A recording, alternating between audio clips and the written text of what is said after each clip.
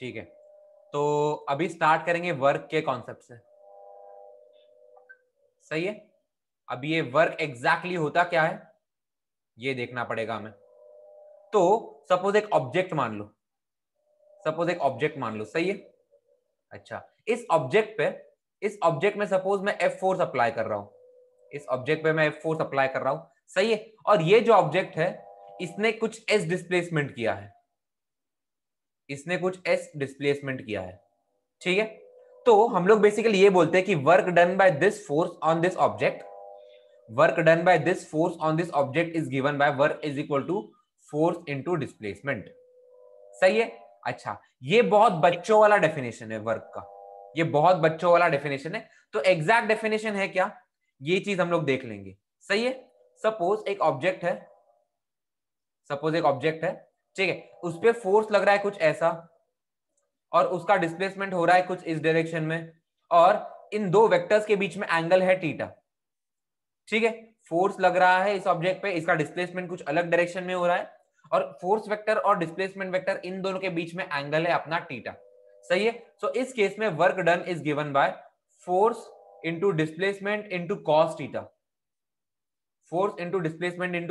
अभी एग्जैक्टली ये कहां से आया, ये यहां से आया। देखो, सपोज मैं फोर्स का कंपोनेंट डाल रहा हूं in the direction of displacement, suppose I am calculating the component of force in the direction of displacement, तो ये कंपोनेंट कितना हो जाएगा, कोई बता सकता है मुझे?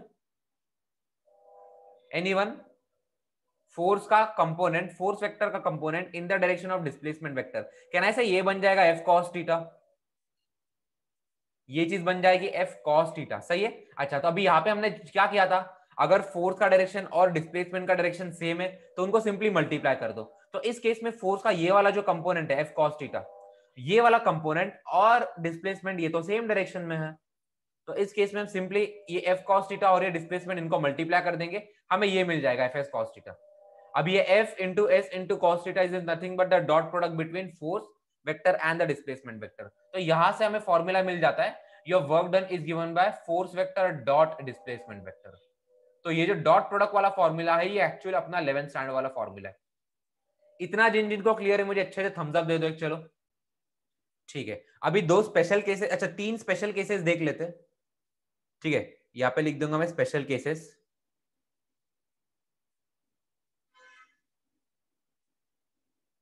हम लोग तीन स्पेशल केस देख लेंगे। सबसे पहले तो अगर फोर्स का और डिस्प्लेसमेंट का डायरेक्शन सेम है। सही है।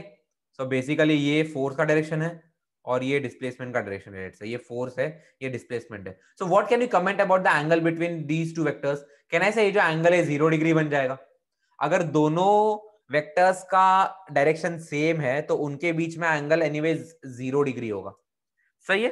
तो उस केस में अगर मैं वर्क डन निकालने जाऊं तो उस केस में अपना वर्क डन हो जाएगा फोर्स डॉट डिस्प्लेसमेंट, तो ये बन जाएगा फोर्स का मैग्नीट्यूड इंटू डिस्प्लेसमेंट का magnitude into cos 0 cos theta, basically theta उन दोनों के बीच का एंगल है। सही है। अच्छा, तो अभी कॉस 0 तो 1 होता है एनीवेज, तो यहां से हमें आंसर आ जाएगा फोर्स इंटू डिस्प्लेसमेंट। तो ये जो हम लोग बच्चों वाला डेफिनेशन पढ़ते थे कि वर्क डन होता है फोर्स इंटू डिस्प्लेसमेंट, वो एक स्पेशल केस के लिए था सिर्फ। It was for this special case जब फोर्स का डायरेक्शन और डिस्प्लेसमेंट का डायरेक्शन सेम है। ठीक है। अच्छा, चलो अभी दूसरा स्पेशल केस देख लेते हैं। दूसरा स्पेशल केस क्या है, your force vector and your displacement vector are perpendicular to each other. ठीक है, तो सपोज अपना ऑब्जेक्ट राइट में जा रहा है लेकिन मैं उस पर फोर्स ऊपर लगा रहा हूं, और अपना ऑब्जेक्ट जो है राइट में जा रहा है, दोनों वेक्टर्स के बीच में एंगल है 90 डिग्री। तो यहां पे मैं लिख दूंगा एंगल जो है इनके बीच में, ये वाला एंगल 90 डिग्री है। सही है। अच्छा, अभी इस केस में वर्क डन कितना होगा? इस केस में वर्क डन, तो सबसे पहले फॉर्मूला लिख देता हूं मैं यहाँ पे, F vector dot S vector. ठीक है, force vector dot displacement vector, तो ये क्या हो जाएगा, magnitude of force into magnitude of displacement into cos theta. अभी इस केस में थीटा है 90 डिग्री, तो यहाँ पे आ जाएगा कॉस ऑफ 90 डिग्री। सही है। अच्छा, कॉस 90 डिग्री आ रहा है, हमें ये पता है कॉस 90 डिग्री की वैल्यू 0 होती है। सही है। अभी इतना ट्रिग्नोमेट्री तो तुम्हें आना चाहिए, बेसिक 10th स्टैंडर्ड का ट्रिग्नोमेट्री। कॉस 90 डिग्री की वैल्यू 0 है, तो सिंस ये चीज 0 हो रही, ऑटोमेटिकली वर्क डन भी 0 हो गया। ऑटोमेटिकली यहाँ पे वर्क डन 0 हो गया। सही है, तो यहां से बेसिकली हम लोग क्या कंक्लूड कर सकते हैं, यहां से ये कंक्लूड कर सकते हैं अगर तुम किसी ऑब्जेक्ट पे फोर्स लगा रहे हो बट वो जो फोर्स है वो उसके डिस्प्लेसमेंट से परपेंडिकुलर है, अगर ऑब्जेक्ट एक लाइन में जा रहा है तुम उसके ऊपर से नीचे फोर्स लगा रहे हो बेसिकली। सही है, तो उस केस में वर्क डन होता है 0। एग्जाम्पल देखना जाए, एग्जाम्पल देखना है तो सपोज एक स्ट्रेट रोड है, सपोज एक स्ट्रेट रोड है, सही है, और उस पे अपनी कार चल रही है, उस पे अपनी कार चल रही है। सही है, अभी कार जो है वो तो राइट डायरेक्शन में सपोज जा रही है, लेकिन इस पे ग्रेविटी का फोर्स कहां पे एक्ट करेगा, कहना है ग्रेविटी का फोर्स एग्जैक्टली नीचे एक्ट करेगा, mg। सही है, अच्छा अभी इन दोनों वेक्टर्स के बीच में डिस्प्लेसमेंट वेक्टर है और ये अपना फोर्स वेक्टर है, इन दोनों के बीच में एंगल 90 डिग्री है, they are perpendicular to each other. तो यहां पे हम लोग बोल सकते हैं कि work done by gravity on car is equal to 0। ठीक है, इसका रीजन क्या है, बिकॉज फोर्स और डिस्प्लेसमेंट दोनों परपेंडिकुलर। जिन जिनको यहां तक क्लियर है मुझे एक थम्स अप दे दो, चलो।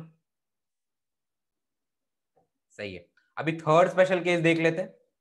थर्ड स्पेशल केस में क्या हो रहा है, एक ऑब्जेक्ट है, सपोज इस पे यहां पे फोर्स लग रहा है, इस पे यहां पे फोर्स लग रहा है, लेकिन डिस्प्लेसमेंट ऑपोजिट डायरेक्शन में, डिस्प्लेसमेंट ऑपोजिट डायरेक्शन में।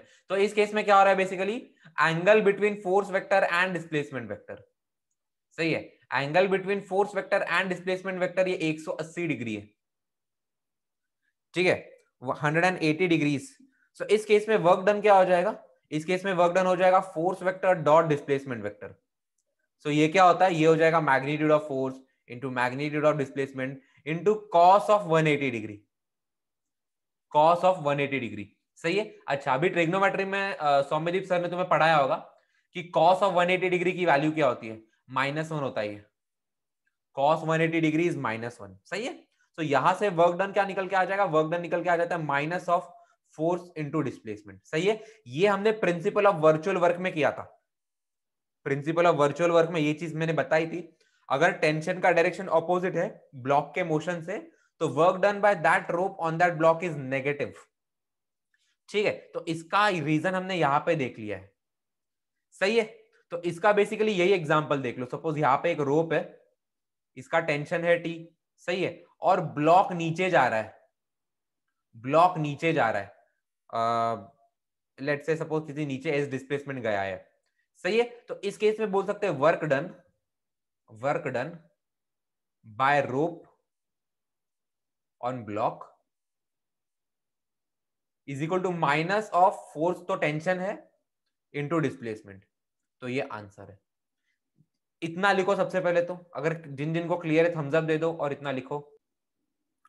तो work done by variable force. ठीक है, अभी तक हमने जो यहां पे पढ़ा ये सारे फोर्स कांस्टेंट थे, these force were exactly constant.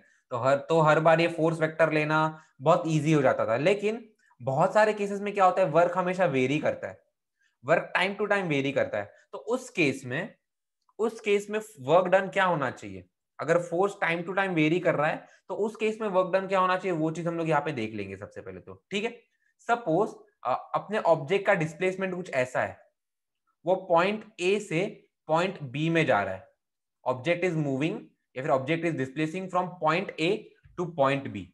ठीक है, अच्छा तो बेसिकली मैं क्या करूंगा, मैं ये पूरे पाथ को एकदम छोटे छोटे छोटे छोटे पार्ट्स में डिवाइड कर दूंगा।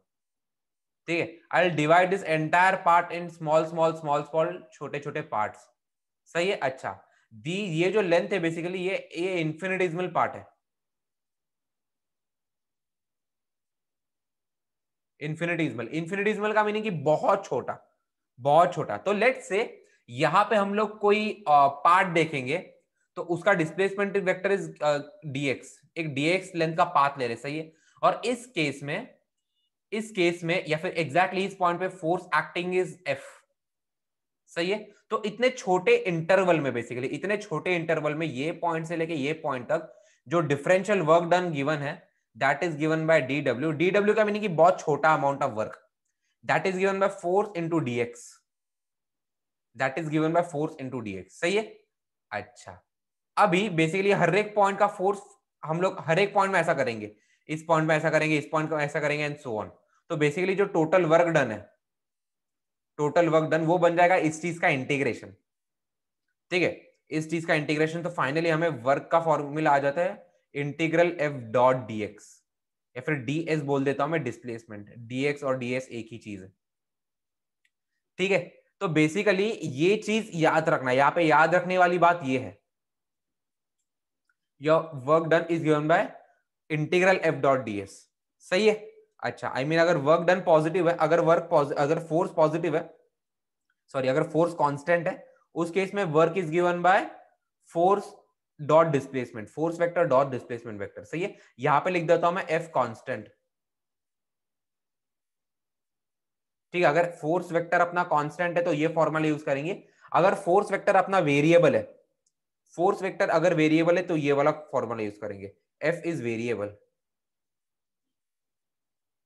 ठीक है। फॉर्मूला ये जिन को क्लियर है थम्स अप दे दो मुझे, ठीक है। अभी ठीक है, अभी लेट्स से हमने बेसिकली इंटीग्रेशन में क्या पढ़ा था, व्हेनेवर वी इंटीग्रेट, सही है, जब भी सपोज ये एक एक्स एक्सिस वाई एक्सिस बना रहा हूं मैं, यहाँ पे एक्स एक्सिस वाई एक्सिस बना रहा हूं, ठीक है। और यहाँ पे सपोज एक अपना कोई ग्राफ है, this graph is given by y is equal to F of X, सही है। ये जो फंक्शन है ये y कोई x का फंक्शन है, सही है। तो अगर सपोज मुझे पॉइंट ए से पॉइंट बी का, पॉइंट ए से पॉइंट बी तक का ग्राफ के अंडर का एरिया निकालना है, सही है। कौन से एरिया की बात कर रहा हूं मैं, इस एरिया की बात कर रहा हूं, I am talking about this area, सही है। तो पॉइंट ए से पॉइंट बी तक अगर मुझे एरिया निकालना है, तो इस केस में your area is given by integral F of x dx, integral F of x dx. और ये लिमिट्स कहां से कहां तक आती है, स्मॉल ए से स्मॉल बी तक आती है। ये चीज हमें पता है, ये चीज हमें पता है। तो अगर तुम्हें नहीं पता थी तो रिकॉल करवा दिया मैंने तुम लोगों को, ठीक है। अगर कोई भी ग्राफ है y is equal to F of X, और अगर तुम्हें वो एरिया, वो ग्राफ और एक्स एक्सिस उसके बीच का अगर तुम्हें एरिया निकालना है किसी दो पॉइंट के लिमिट तक, सो वी नॉर्मली इंटीग्रेटेड, ठीक है, इंटीग्रल ए से B F of x dx, सही है। अच्छा, अभी एग्जैक्टली यहां पे यही कॉन्सेप्ट आ रहा है, ठीक है। सपोज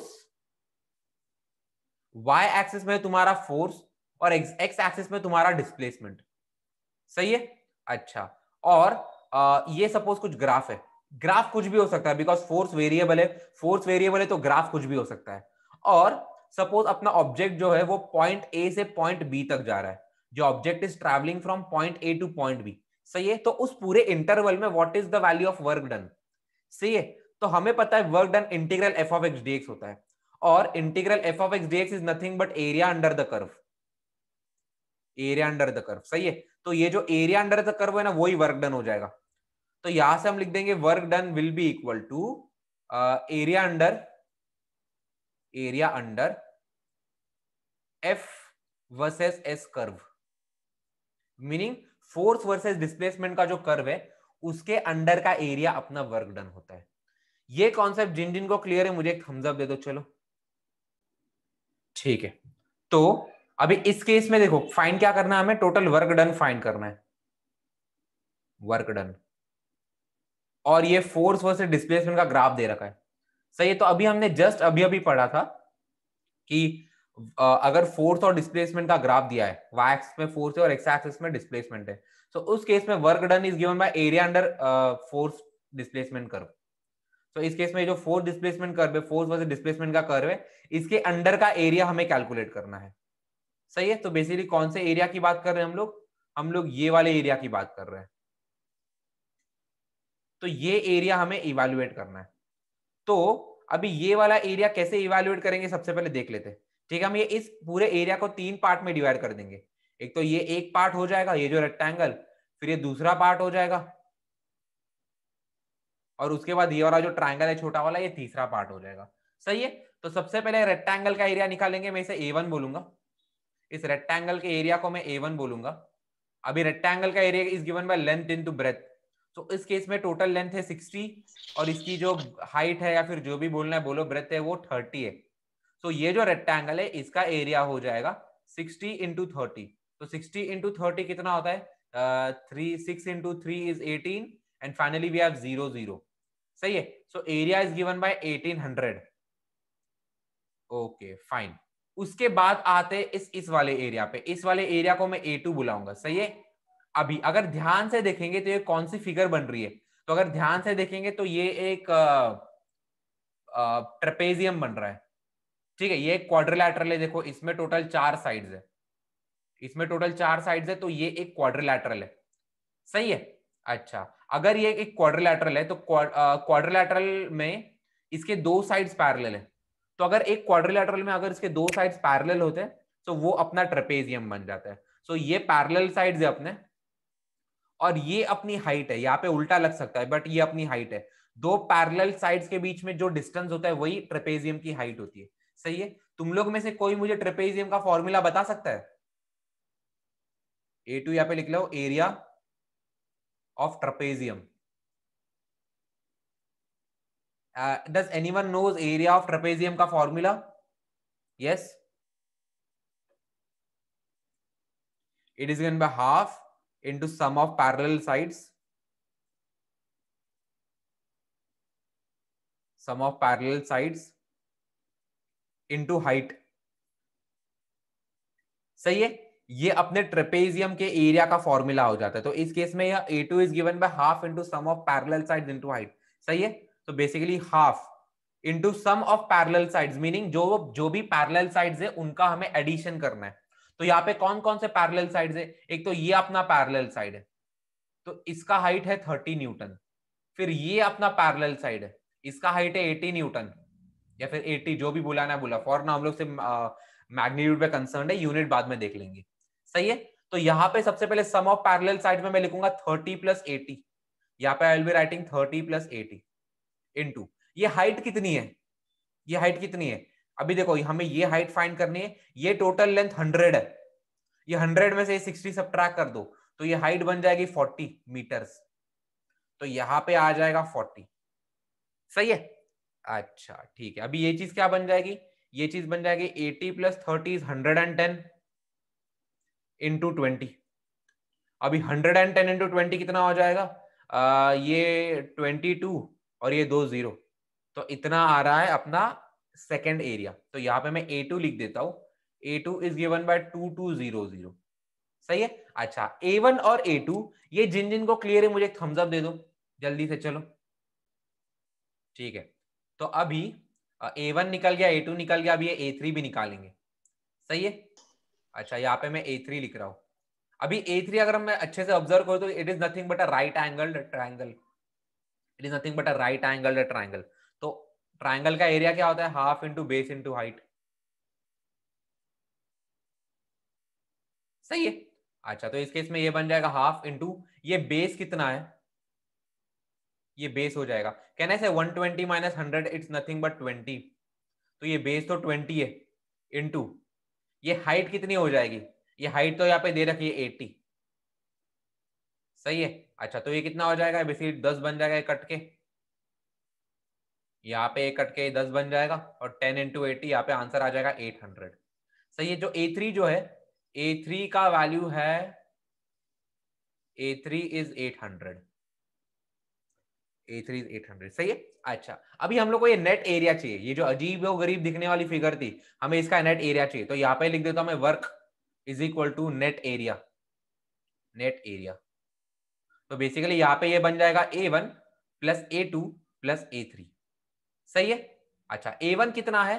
A1 हमने कैलकुलेट किया 1800, प्लस A2 कितना है 2200, प्लस A3 कितना है 800, सही है। 1800 प्लस 2200 प्लस 1800, अगर मैं इनको सब लोग को ऐड करूं तो क्या बन जाएगा? ये 0 0 सबसे पहले तो, ठीक है। उसके बाद 8 plus 2 10, 10 plus 8 18, 18, and finally 1 plus 1 2, 2 plus 2 4, 400, ठीक है। अच्छा, वर्क का SI यूनिट होता है जूल्स, थोड़ी देर बाद उसकी भी बात करेंगे, बट अभी के लिए मान लो यहाँ पे हमने सारे के सारे फॉर्मूलेज, सॉरी सारे के सारे यूनिट्स, फोर्स का यूनिट न्यूटन में लिया, which is nothing but force का SI यूनिट, सही है। और डिस्प्लेसमेंट भी हमने मीटर में लिया है, which is nothing but displacement का SI यूनिट। तो सब कुछ हमने SI यूनिट में लिया है, तो हमें आंसर भी SI यूनिट में ही आएगा। तो यहाँ पे हमें आंसर आ रहा है 4800 जूल्स। तो मीनिंग इस केस में टोटल वर्क डन हो गया आपका 4800 जूल्स, सही है। तो ये आपका आंसर है। जिन जिन को ये पूरा सोल्यूशन अच्छे से क्लियर है मुझे एक थम्स अप दे दो, चलो। ठीक है, एक चीज छोटी सी चीज है जो मैं बताना भूल गया, वो ऊपर यहाँ पे बता देता हूं, वो है कि यूनिट ऑफ वर्क। ठीक है, तो वर्क का ऐसा यूनिट होता है जूल्स। सही है, इसे हम कैपिटल जे से भी रिप्रेजेंट करते हैं। अभी ये जूल्स होता क्या है, वन जूल क्या होता है, वन जूल का डेफिनेशन बता देता हूं मैं। अगर फोर्स 1 न्यूटन है, अगर फोर्स 1 न्यूटन है और अगर मैं 1 न्यूटन का फोर्स अप्लाई कर रहा हूं और उस केस में टोटल डिस्प्लेसमेंट हो गया 1 मीटर का। सही है, बेसिकली एक ऑब्जेक्ट है, उसे मैं 1 न्यूटन के फोर्स से खींच रहा हूं और वो टोटल 1 मीटर डिस्प्लेस हुआ। सही है, तो उस केस में मेरा वर्क डन हो जाएगा, उस केस में मेरा वर्क हो जाएगा 1 जूल। सही है, तो यह 1 joule is nothing but 1 newton metre, force into displacement. सही है, तो 1 joule is nothing but 1 newton metre. सही है, अच्छा, तो ये तुम्हारा वर्क का ये तुम्हारा वर्क का यूनिट है। सही है, अच्छा, एक ये एसआई यूनिट है, तो यहाँ पे लिख दो एसआई यूनिट। अच्छा, फिर 1 कैलोरी तुम्हारा प्रैक्टिकल यूनिट है। 1 कैलोरी तुम्हारा प्रैक्टिकल यूनिट है। सही है, तो प्रैक्टिकल हम लोग कैलोरीज और किलो कैलोरीज यूज करते हैं। तो कैलोरी और जूल में रिलेशन क्या है, 1 calorie is given by 4.8 joules. Sorry, it's 4.18 joules, it's 4.18 joules. सही है, तो ये चीज भी नोट डाउन कर लो। ठीक है, कैलोरी और किलो कैलोरी आपका प्रैक्टिकल यूनिट है, प्रैक्टिकल यूनिट। सही है, अच्छा, कहीं पे भी जाओगे वर्क डन तो यूजुअली इंडस्ट्रीज में वगैरह कैलोरीज और किलो कैलोरीज में मेजर करते हैं, जूल्स में कोई नहीं करता। जूल तो तुम्हारा साइंटिफिक नोटेशंस के लिए। सही है, अच्छा, ठीक है, एक्चुअली यहाँ पे इट्स 4.176 जो राउंड ऑफ करके 4.18 कर दिया है। ठीक है, अच्छा, तो इतना लिखो सबसे पहले तो। अच्छा, फिर किलो जूल क्या हो जाएगा, किलो का मीनिंग 1000 होता है, तो 1 किलो जूल अगर मैं करूं तो वो बन जाएगा 1000 जूल्स। ये बताने की जरूरत नहीं, बट फिर भी यहाँ पे लिख रहा हूं। और अगर 1 किलो कैलोरी करने जाए, ठीक है, 1 किलो कैलोरी, ये बहुत बड़ा अच्छा प्रॉपर एकदम प्रैक्टिकल यूनिट है, तो ये बन जाएगा बेसिकली 1000 कैलोरीज, 1000 कैलोरीज। ठीक है, और अगर मुझे यही कैलोरी को फिर से जूल्स में कन्वर्ट करना है तो इस एक्सप्रेशन को मैं 4.18 से मल्टीप्लाई कर दूंगा और मुझे आंसर आ जाएगा 4180 जूल्स। तो ये चीज याद रखो। देखो यहाँ पे मैंने इसी इसी को 1000 से मल्टीप्लाई कर दिया है। ठीक है, तो ये तुम्हारे प्रैक्टिकल यूनिट है, ये कुछ यूनिट्स ऑफ वर्क है, तो इसे लिखो पहले सबसे पहले तो अच्छे से। ठीक है, तो अभी इसके बाद स्टार्ट करेंगे हम लोग वर्क एनर्जी थ्योरम। तो वर्क एनर्जी थ्योरम एकदम सादा सिंपल सा थ्योरम है। तो यहाँ पे इसका थ्योरम क्या बोलता है कि total work done on an object is equal to change in its kinetic energy. तो यहाँ पे मैं लिख देता हूं उसका statement, total work done, total work done on an object, on an object is equal to is equal to change in its kinetic energy, change in its kinetic energy, that's it। तो इसका सादा simple word, मैं इसे अगर mathematically मुझे express करना तो mathematically मैं इसे ऐसे एक्सप्रेस करूंगा, टोटल वर्क या फिर वर्क डन। ठीक है, वर्क डन मतलब टोटल वर्क। ठीक है, सारे के सारे फोर्सेस मिलके जितना वर्क कर रहे हैं, तो work done is equal to delta K E. Delta का मीनिंग होता है चेंज हमेशा, basically final value minus initial value, और के का मीनिंग काइनेटिक एनर्जी। तो यहाँ पे ये क्या हो जाएगा, final kinetic energy minus initial kinetic energy. तो जितना चेंज आ रहा है ना, जितना चेंज आ रहा है तुम्हारा काइनेटिक एनर्जी में, तुम्हारे काइनेटिक एनर्जी में, वही तुम्हारे वर्क डन के बराबर है। ठीक है, तो जिन जिनको इतना समझ में आया है मुझे एक थम्स अप दे दो और लिखो इसे। तो अभी इसको हम डिराइव कर लेंगे, तो यहाँ पे लिख लो इसका डेरिवेशन। सही है, अच्छा, अपने वर्क एनर्जी थ्योरम का डेरिवेशन देखना है हम लोग को। ठीक है, अच्छा, your work done, your work done is given by force into displacement. सही है, फोर्स इनटू डिस्प्लेसमेंट। अच्छा, ये बेसिकली यही मान लो अभी कि फोर्स जो है वो डिस्प्लेसमेंट के डायरेक्शन में। ठीक है, हमें पता है ये फोर्स होता है मास इनटू एक्सेलरेशन, तो ये बन जाएगा मास इनटू एक्सेलरेशन इनटू डिस्प्लेसमेंट। सही है, अच्छा, अभी हमें हमारा जो थर्ड काइनेमेटिकल इक्वेशन है, यहाँ पे साइड में लिख दूंगा v square is equal to U square plus 2as। ये अपना थर्ड काइनेमेटिकल इक्वेशन है। तो यहां से मैं 2as क्या बोल सकता हूँ, can I say 2as is given by v square minus you square. So यहां से डिस्प्लेसमेंट हो जाता है अपना v square minus you square by 2a। सही है। तो ये जो डिस्प्लेसमेंट हमें मिला है यही हम लोग उठा के हमारे इस एक्सप्रेशन में डाल देंगे। तो ये बन जाएगा mass into acceleration into displacement के बदले ये चीज डाल दूंगा मैं, v square minus you square by 2a। सही है।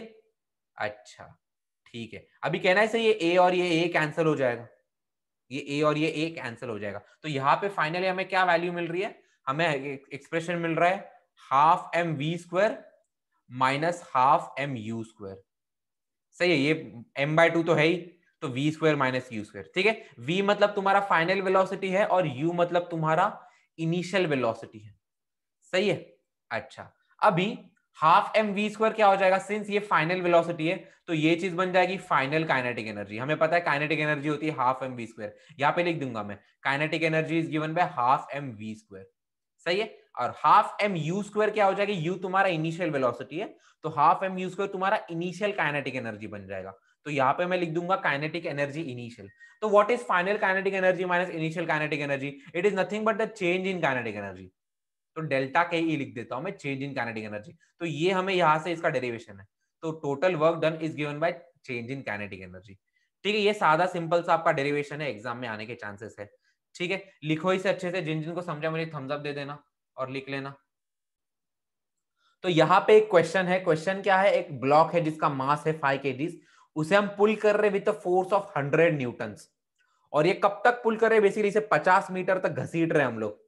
तो टोटल 50 मीटर तक इसे पुश पुल कर रहे हैं।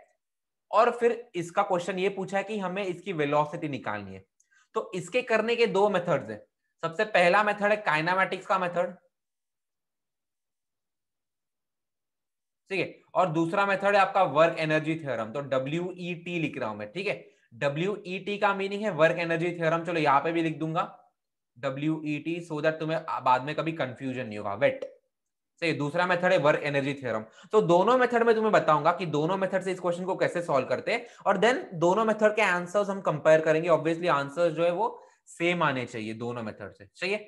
तो सबसे पहले तो मैं सेकंड वाला मेथड करूंगा, वर्क एनर्जी थ्योरम वाला, बिकॉज ऑब्वियसली वो तुमने अभी भी पढ़ा है। ठीक है, तो सबसे पहले मैं नेट वर्क निकाल दूंगा। What is the amount of work done in this case. अच्छा, फोर्स का डायरेक्शन और डिस्प्लेसमेंट का डायरेक्शन सेम ही है, तो सिंपली मुझे फोर्स और डिस्प्लेसमेंट को मल्टीप्लाई करना है। तो इस केस में नेट वर्क डन हो जाएगा 100 into 50। सही है, तो ये कितना हो जाएगा, ये हो जाएगा अपना 5000 जूल्स। ये बन जाएगा 5000 जूल्स। ठीक है, तो हमने वर्क एनर्जी थ्योरम में पढ़ा था कि वर्क डन जो होता है वो चेंज इन काइनेटिक एनर्जी के बराबर हो जाता है। सही है, तो इस केस में बेसिकली वर्क डन जो है चेंज इन काइनेटिक एनर्जी क्या हो जाएगा, half M V square minus half M U square. सही है। अच्छा ठीक है, तो इस केस में अपना वर्क डन क्या हो जाएगा, वर्क डन तो हमने अभी अभी कैलकुलेट किया, 5000 is equal to half into M. एक काम करता हूं मैं, ये हाफ एम कॉमन ही ले लेता हूं, हाफ इंटू मास कितना है 5। ठीक है, तो v square minus you square, V square minus ये तो फाइनल वेलोसिटी है और हमें पता है इनिशियल वेलोसिटी 0 है, तो u स्क्वायर में यहाँ पे 0 ही आ जाएगा। सही है। अच्छा ठीक है, तो फाइनली यहाँ पे जो हमें इक्वेशन मिल रही है, ये इक्वेशन में दिख रहा है सिर्फ v एक वेरिएबल है, तो हम इसे सॉल्व कर सकते हैं। कैसे सॉल्व करेंगे, ये सबसे पहले 5 ये कट हो जाएगा, यहाँ पे 1000 बच जाएगा। सही है, तो v स्क्वायर क्या बन जाएगा, v स्क्वायर बन जाएगा 2 into 1000। तो अपना वेलोसिटी क्या बन जाएगा, ये बन जाएगा स्क्वायर रूट ऑफ 2 into 1000। तो मैं 1000 को लिखूंगा 100 into 10, बिकॉज ये 100 का स्क्वायर रूट होता है 10, तो 10 में स्क्वायर रूट के साइन के बाहर डाल दूंगा, ये 20 और अंदर बच जाएगा रूट ऑफ 20। सही है। अच्छा, फर्दर इस 20 को भी मैं लिख सकता हूं 4 5 जा, तो 4 एक परफेक्ट स्क्वायर है, वो भी स्क्वायर रूट के बाहर आ जाएगा 2 बन के, तो ये बन जाएगा 20 रूट 5। तो और सब कुछ एसआई यूनिट में लिया है, तो आंसर भी हमें एसआई यूनिट में ही आएगा, तो इस चीज का आंसर बन जाएगा 20 रूट 5 मीटर पर सेकेंड। सही है, तो ये अपना वेलोसिटी, तो दिख रहा है कितना easily work energy theorem apply करके हमने इसकी फाइनल वेलोसिटी बता दी।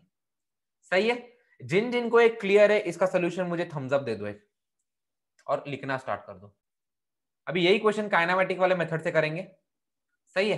ज्यादा कुछ नहीं है, यहाँ पे इसका फोर्स है 100 न्यूटन, मास है 5 kg, हमें पता है force equal to mass into acceleration, तो यहाँ से एक्सेलरेशन आ जाएगा फोर्स डिवाइडेड बाय मास, तो 100 डिवाइडेड बाय 5 आ जाएगा 20, सो 20 मीटर पर सेकंड स्क्वायर आपका एक्सेलरेशन है, सही है। और हमें बेसिकली एक्सेलरेशन पता है, इनिशियल वेलोसिटी पता है, डिस्प्लेसमेंट पता है, so we will be using the third kinematical equation which is nothing but v square is equal to u square plus 2as, सही है।